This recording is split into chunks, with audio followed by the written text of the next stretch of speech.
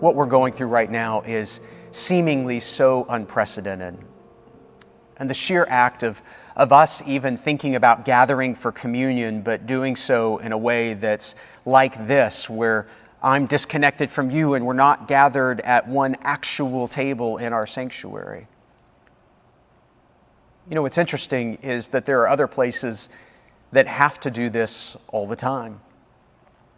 I want to show you a picture of a dear friend of this congregation. This is Sasan Tavassoli.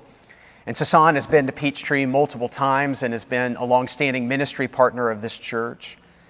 Sasan grew up in Iran, and when he was a teenager, it was at the height of the Iran-Iraq war. His parents wanted to save him from this unnecessary and bloody conflict, and so before he could be enlisted into the draft, they sent him overseas for an education. The school that they intended to send him to was full, and so he had to go to a different school, and this school was in Portugal, and it was a Christian school. And for the first time in his life, Sasan heard the gospel of Jesus Christ. And he was moved to follow Jesus and to put his obedience and his loyalty to him as the one true King and God. Sasan knew the cost of this decision, that he would be shamed, cast out, that his family would be shunned and embarrassed. But he could not hide from the grace that he had experienced. And Sasan came to the United States, and he pursued a master's degree and another master's degree, and eventually went to England and got his doctorate. And the more he grew in wisdom and in knowledge and position, he didn't use that position to distance himself from his people, because he gave his life's passion to sharing and equipping the gospel to the church in Iran. And the way that he did this was by training indigenous leaders. He would meet them in places like Dubai and Turkey, and then eventually that became too dangerous for them and for him. And so Sasan started a media channel where he equips house church leaders on how to lead worship. And from a studio, he connects to them to be able to empower them to lead worship together.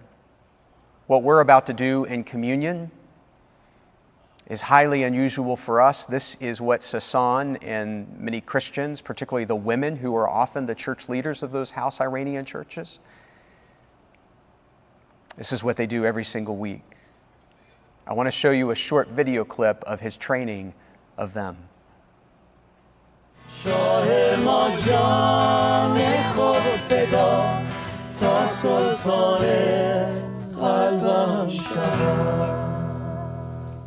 این است بدن من برای شما، این را به یاد من به جای آورید. این است بدن من برای شما.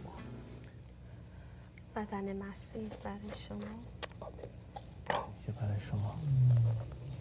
و خون مسیح که برای خداوند هستی، در نام عیسی مسیح با شکرگزاری. آمین. آمین. با هم دیگه از نون می‌خوریم. و خداوند رو با شکرگزاری میپذیریم به نام عیسی مسیح. آمین. آمین. There is nothing that is beneath Jesus' job description. He came to serve and to give, to serve and to save. And he invites us to participate in his death and his sufferings, and to do so as we gather around the table. Aren't you glad that Jesus doesn't think that serving you is beneath his job description?